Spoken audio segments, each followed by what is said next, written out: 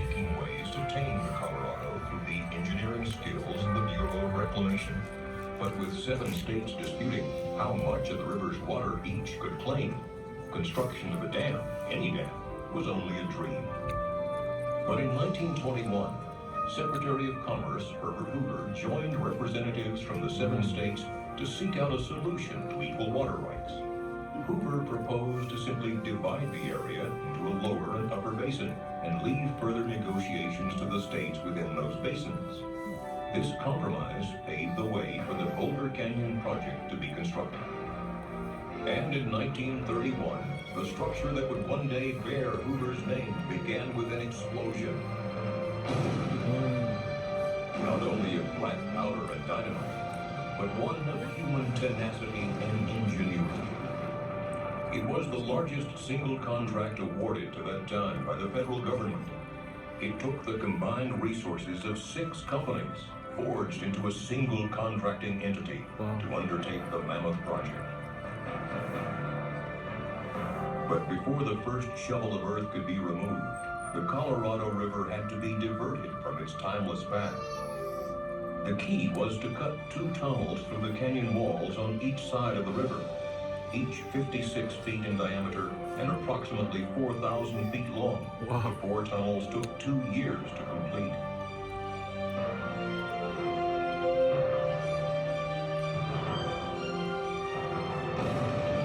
With the tunnels open and cofferdams in place, the Colorado River had no choice but to leave its riverbed and flow through the man-made corridors. With the river diverted, steam shovels dug through as much as 135 feet of silt, mud, and gravel to reach bedrock. And there, Hoover Dam began as a simple square wooden form filled with concrete, followed by more than 3 million cubic yards of concrete over the next 2 years. Add the adjoining structures, and enough concrete was placed to build a 4-foot wide sidewalk around the Earth's equator. Wow.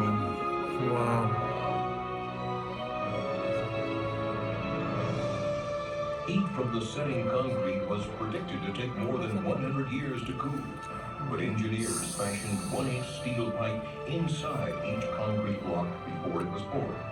A refrigeration plant so massive it could produce a 1,000-ton iceberg every day. Oh my God. Continuously pumped cold water through the pipes, cooling the concrete so construction was never interrupted. This innovative idea helped the entire structure be completed in just 5 years, 2 years ahead of schedule.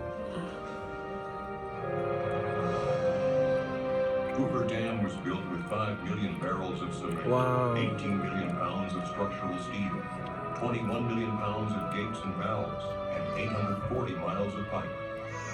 The scale of some of the equipment was beyond the capacity of American highways and railroads. The pipes that would carry water from the reservoir to the generators were so large they could not be shipped, so a manufacturing plant was created to build them at the site. An infrastructure of highways, railroad tracks, and power lines had to be created to move men and materials from outlying areas to the dam site and to supply electricity for construction. An entire town was needed to house the workers who were pouring in from all over America in the midst of the Great Depression. The project averaged 3,500 workers a day, working 3 shifts, 7 days a week with only 2 days off a year. A year? Sales starting at $4 a day. In the midst of the Great Depression sweeping America. Amid the country's economic uncertainty, the workers in this canyon gave new life to the nation's spirit, as they gave new life to the desert Southwest. This is an engineering victory of the first order. Another great achievement of American resourcefulness, American skill, and American determination. And that is why I have the right once more to congratulate you who have builded Boulder Dam, and on behalf of the nation, to say to you, well done. Franklin Delano Roosevelt dedicated Boulder Dam on September 30, 1935. In 1947, Congress officially named it Hoover Dam. Some call it the most prodigious engineering construction feat since the Great Pyramids of Egypt. When a U.S. Senate committee endorsed construction of Hoover Dam in 1928, its report said, "A mighty river, now a source of destruction, is to be curbed and put to work in the interests of society." And so it was. Hoover Dam brought the desert flood control, a reliable supply of water, electrical power, and more. Behind the 726-foot-tall concrete face lies Lake Mead, America's largest man-made lake. Born out of the collected waters of the Colorado River, it could cover the entire state of Pennsylvania to the depth of 1 foot. But held behind Hoover Dam, it is a life-giving source for communities throughout the Southwest. On its way to meet downstream needs, thousands of gallons of water per second flow from Lake Mead through the dam's 17 giant turbines, producing clean, non-polluting hydroelectric power. Hoover Dam produces almost 4.5 billion kilowatt hours of electricity each year, enough to serve the needs of over 1 million people. The sale of this power has repaid the entire cost of constructing Hoover Dam and continues to fund the yearly operating and maintenance costs as well.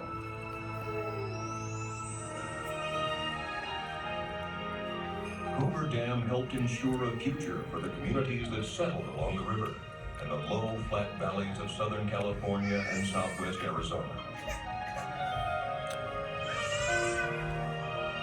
In Las Vegas, Phoenix, Los Angeles, and other smaller cities, Colorado River water delivered from Lake Mead helps meet the needs of millions of people a year.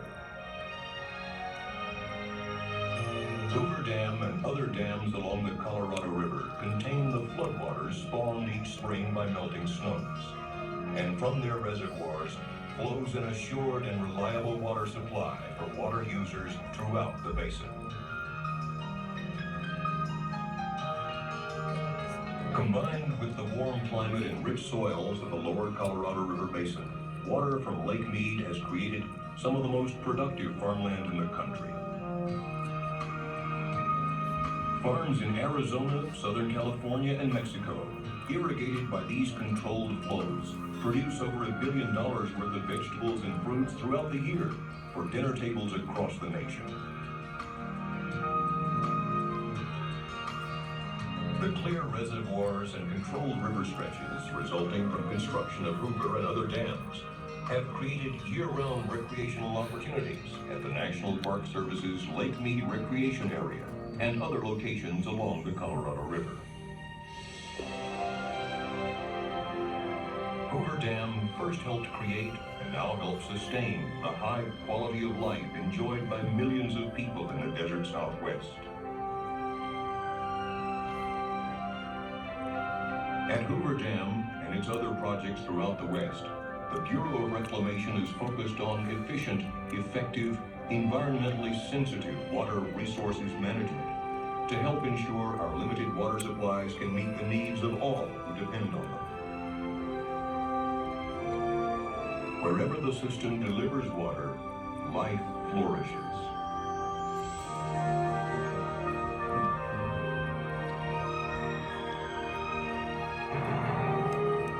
Herbert Hoover, engineer, humanitarian, politician, fisherman, and conservationist, believed, as did many others, in a vision where man could affect nature for the good. With every touch of its coarse, concrete skin, and each sparkle that dances behind its crown, Hoover Dam reminds us of the need to dream noble purposes and the strength of the human spirit to achieve great aspirations.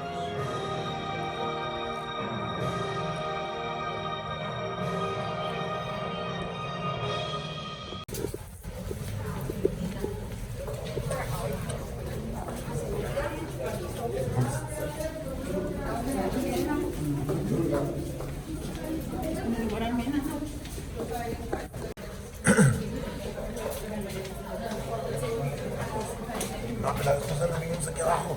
Sí. No, nomás íbamos. No, estábamos allá arriba. Ya no estaba todo esto.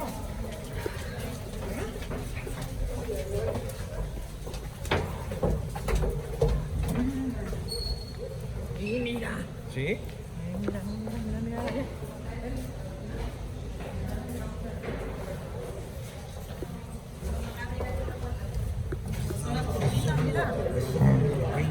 Son las turbinas. ¿Cómo hicieron todo esto? Wow. En aquel tiempo. Ya hace 90 y tantos años. Wow.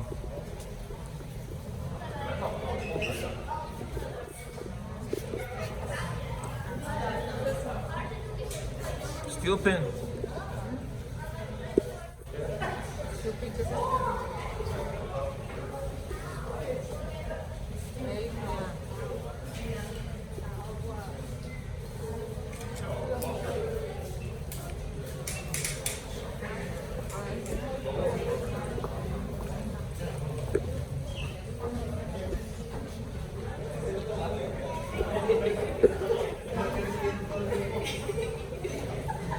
Acá no hay nada.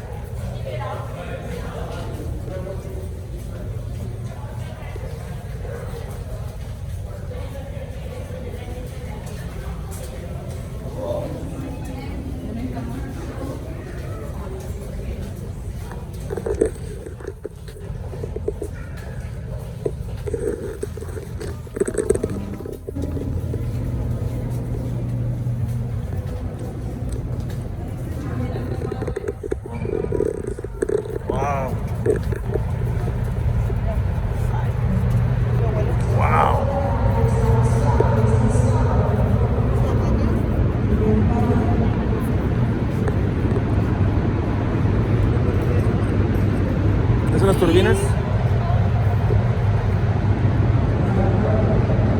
Una licuadora grandota. ¿Eso qué hace? Es lo que genera la energía, ¿no? La energía.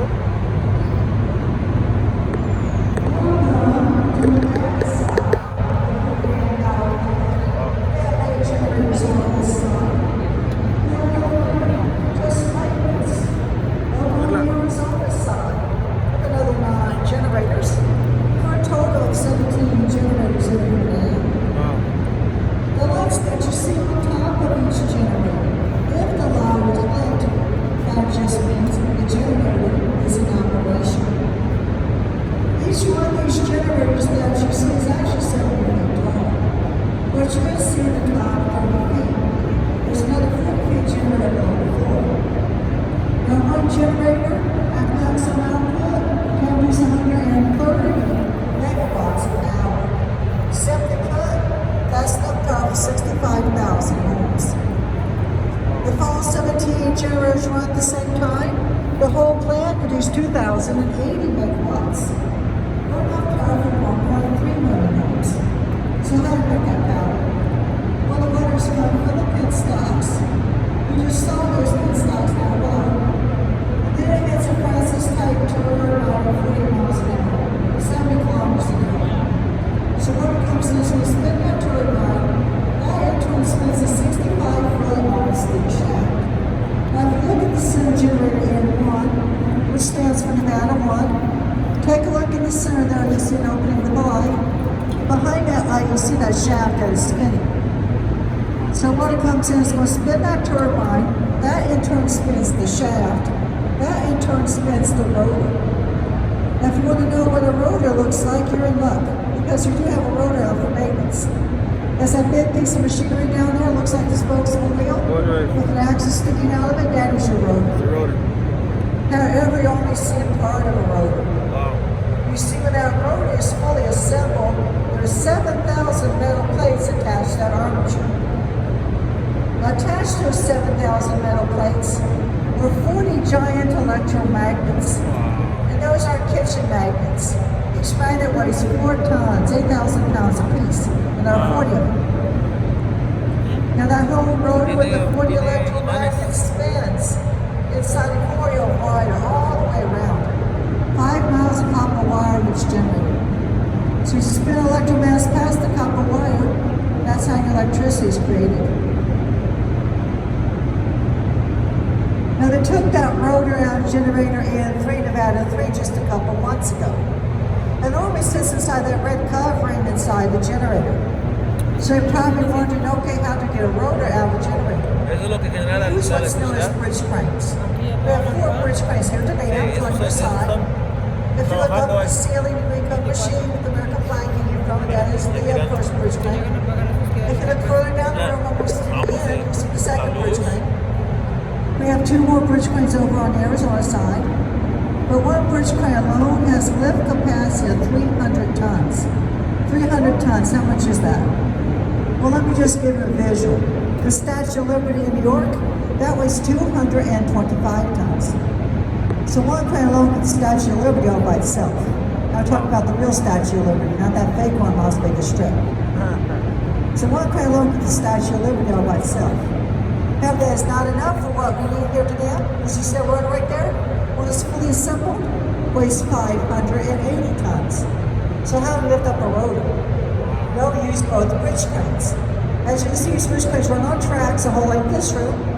And so what we can do is use both bridge cranes on this side together to create a super crane capable of lifting 600 tons. And so both bridge cranes together lift up that rotor, move it down the room. And this will sit for about 5 months for the maintenance on the rotor.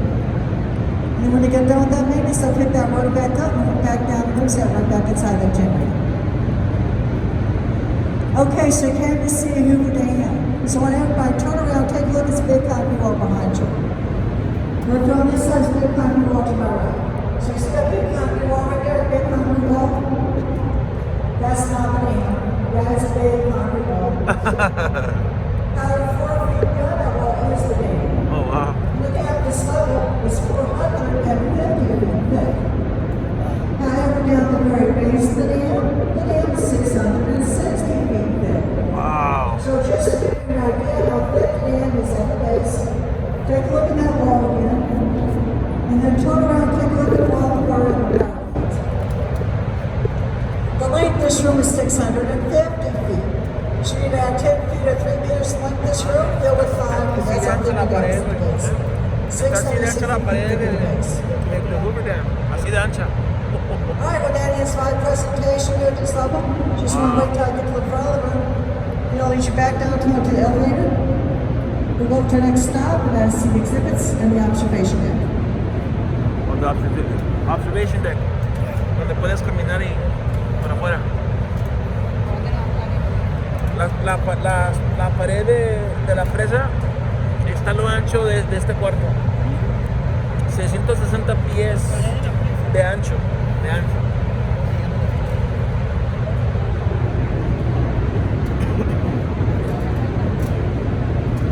Wow.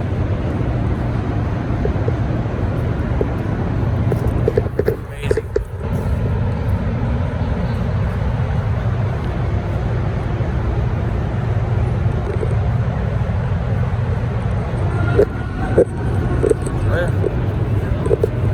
Es video.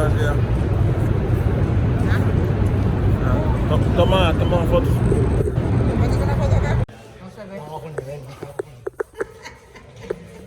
pero supuestamente para eso hicieron este pedo. Para dividirlo, sí. Para comunicar los dos estados, ¿entiendes? Nevada, Arizona. Sí. Los dos estados los dividen. Y queda el río en juntarlos, medio. pero querían tener el agua más darle Pero uso. ¿por qué de aquel lado es el agua más Pero arriba? darle uso, sí, porque ahí están los generadores, esos chingosotes, esos 4 polos son los generadores para que le den turbinas, energía pero- a todo, Esos que están allá, todos, todo Nevada. Nevada, California, Nuevo México y todos. Sí. Arizona y California. La gente le da todo. Hasta parte de Texas le da luz. Todo este pinche pedo.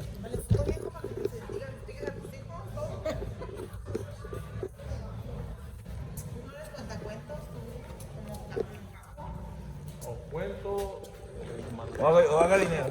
O haga dinero los dos.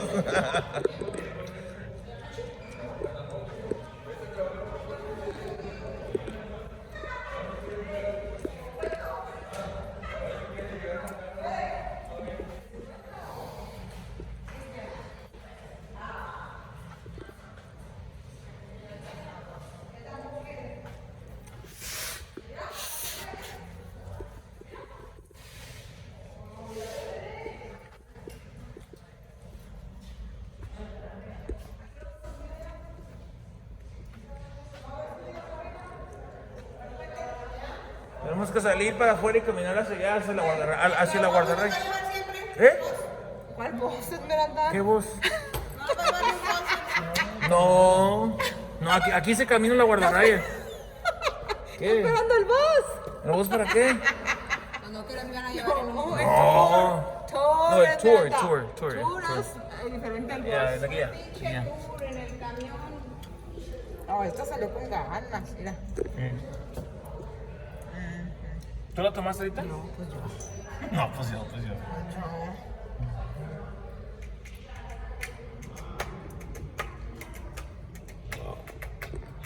No, pues tenemos que ir allá, tenemos que bajar y caminar a la guardarraya. Y están las 2 horas, güey, de Arizona y Nevada. Cambia tiempo. 1 hora. Apenas ver con el reloj, a ver cómo cambia de tiempo. Oh, ya. Sí.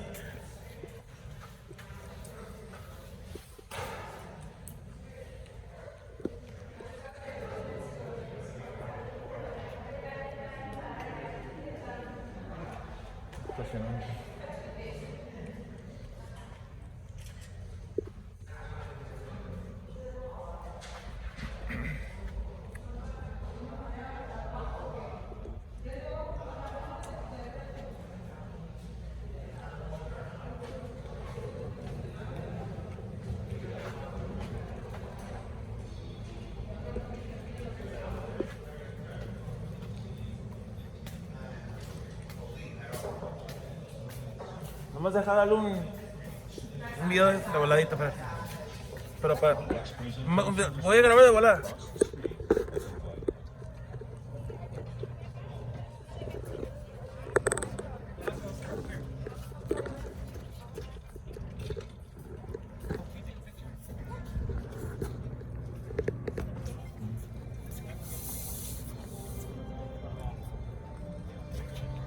Welcome to the observation deck overlooking the world-famous Hoover Dam.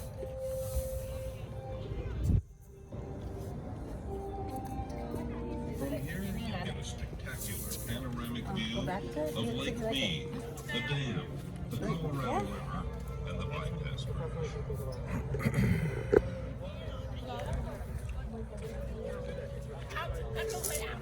As you look over the railing, you will see the tallest concrete dam in the Western Hemisphere. Boulder Dam stands 726 feet tall and stretches 1,244 feet across the top, but only 78 feet across the base.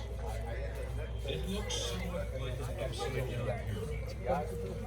This massive ultra-gravity structure contains 3,250,000 cubic yards of concrete. That's enough concrete to build a 20-mile highway from San Francisco to New York City.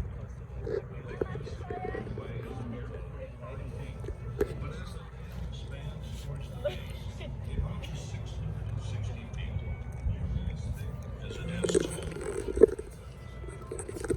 She weighs in at a petite 6.6 million tons.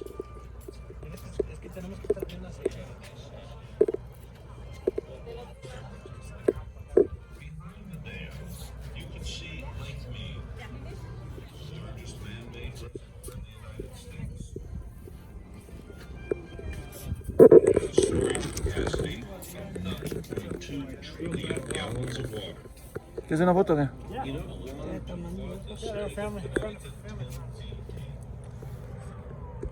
Qué bonito está. The body of water in front of the dam is called the tail bay or tail race, but in reality that's the Colorado River. This is where the water is drawn from hundreds of feet below the surface of the lake and spills Yeah. into turbines, flowing on downstream. The water comes out of the turbines at an average temperature of 53 to 55 degrees. Ah, es que este no crea todo. Mira, aquí es buena ponte, ¿ves? ¿Aquí? Aquí es buena posta. Como... You see two long elements, one on each side of the canyon. These house the 17 generators that create the La mitad. electrical energy. Sí, te tienes que poner así de lado, Perla. Espérame. Así no sale todo el tiempo. Tienes que voltearla. Voltearla. La última que tenía estaba.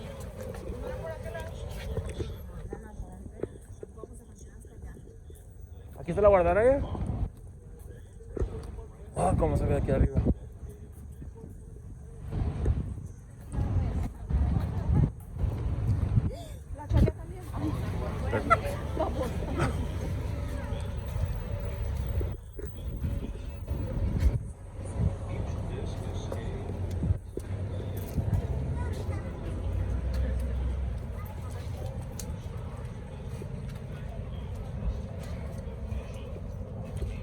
Wow.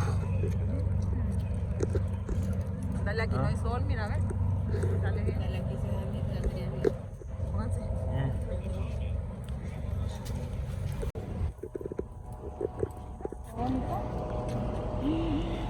Ve, ¿a qué hora vamos a subir allá arriba? ¿Allá el puente? Sí. No, pues tenemos que regresarnos por donde venimos y subirnos sobre el Ahí puente. andan caminando, mira.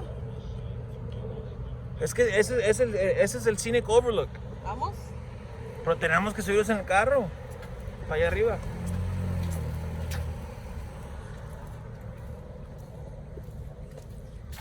A ver.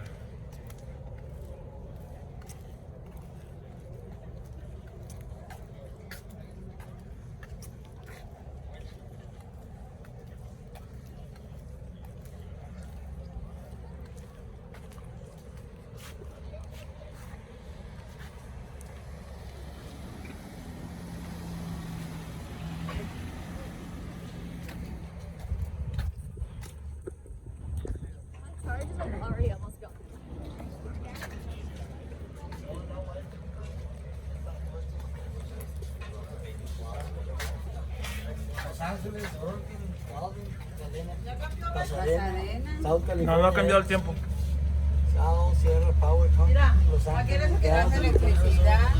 Falta Power. ¿A qué hora es el otro ladito que se mira de la marqueta? Pero ahorita el agua está bien baja.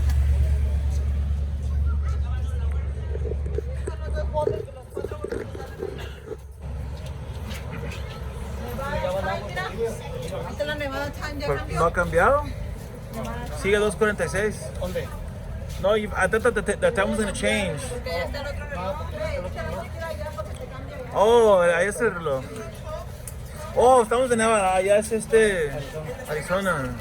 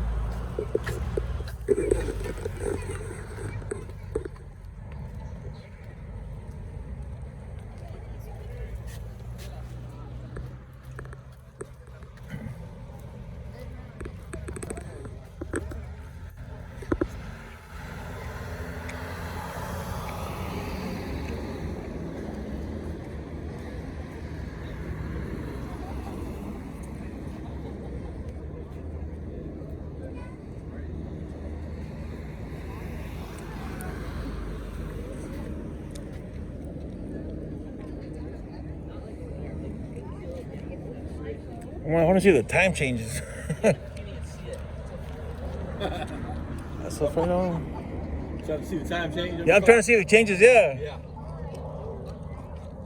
Hasn't changed yet.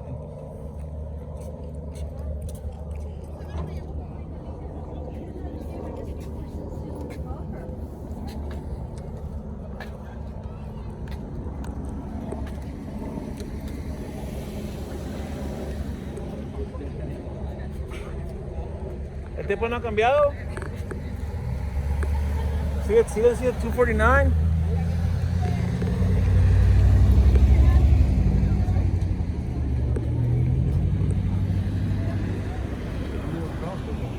Por eso, pues acá. Está 2:49.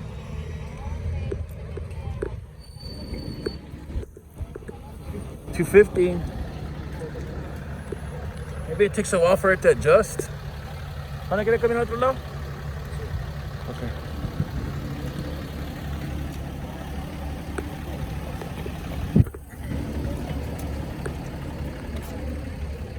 Damn, look at the drop, dude.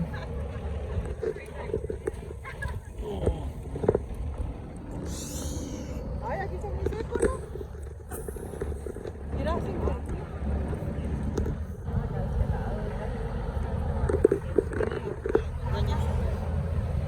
Ya casi secó el agua. ¿Por qué? No, ese es el río. Sí, pero bajó bastante el nivel porque el de Ajá. Ah, sí, sí, que sí. estabas ahí está ese nivel. Madre, acá está más helado, ¿no? ¿Eso es lo que bajó? No vamos a las nevadas. Aquí está muy frío. Sí, aquí se hace más frío, ¿verdad? ¿Se va por los edificios? Por la montaña. Es un patito.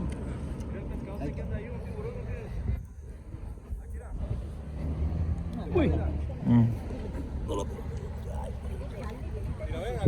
Ah, ya lo miré aquí. ¿Cómo se llama? Ágare. Ese es... That's a catfish? Yeah, ahí there. Ahí está, mira. Ahí anda nadando. Es un catfish. That's a catfish? Ya. ¿Dónde mírele? ¿Ese grande? Yo no veo nada. Mira, ahí anda otro, ¿no? ¿O qué? Es un pato. Sí, ese Ah, chico. ok. No, aquel es un pinche pato. Ah. Ese que está ahí es Pato. un catfish. Es un catfish. Pero está bien grande. Pato mío. Pato, pato. El time de Arizona. Corre, corre. Está el río Mira, ahí salió. que divide Nevada con Arizona. Ándale, cabrón. Anda tragando, güey. No lo veo, mírenle. No, pues no alcanza. Tengo que treparme.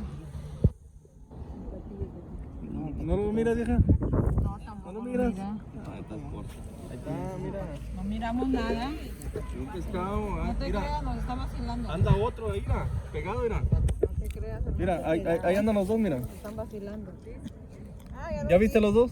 Son pescados. Ahí anda otro. Sí, mira. anda otro. Son pescados. Esos rojos, son rojos. ¿Cómo no puede venir a ver pescados o qué?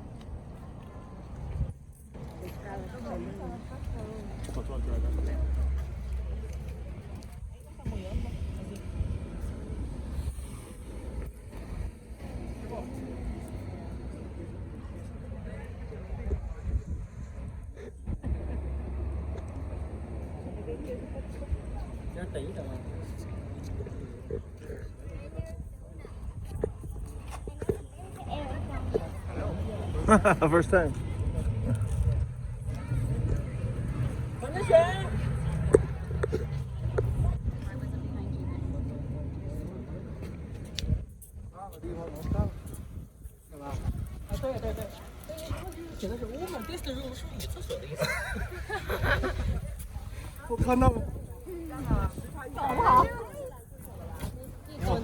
我看到那里有个楼梯，我以为是景点儿。我刚才来的时候。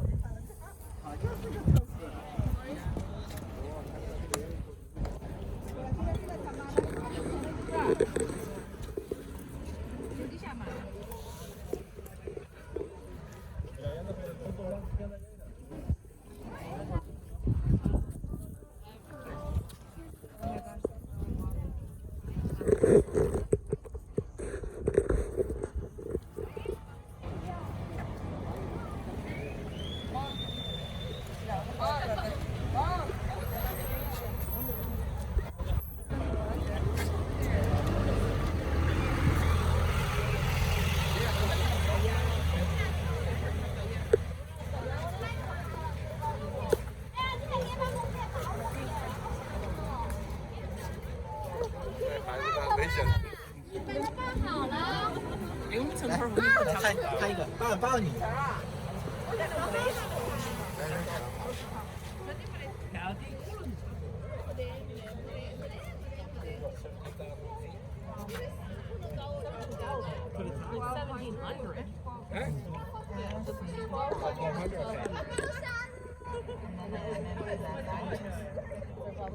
Pero ¿por qué será esa de ahí para acá?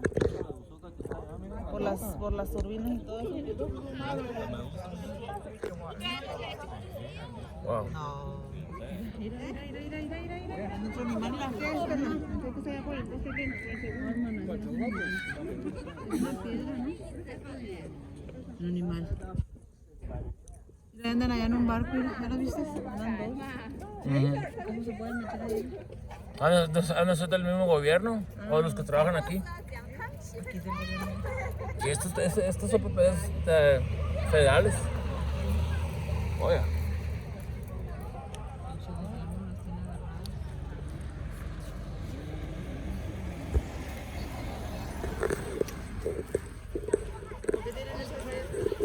¿Qué? Para pescar tal vez cosas, debris.